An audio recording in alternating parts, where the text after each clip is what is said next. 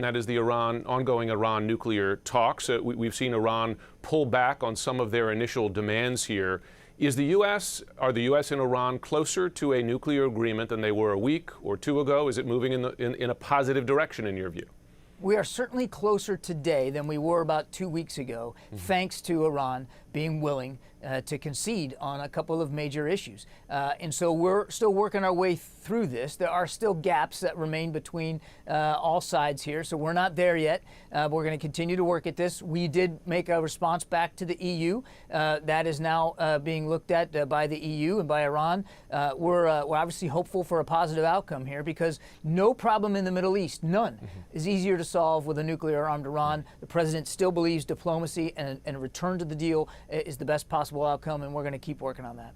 In the last 24 hours, 2 U.S. warships transited the Taiwan Strait. Announcement from the 7th Fleet. What message exactly were these ships sending to China?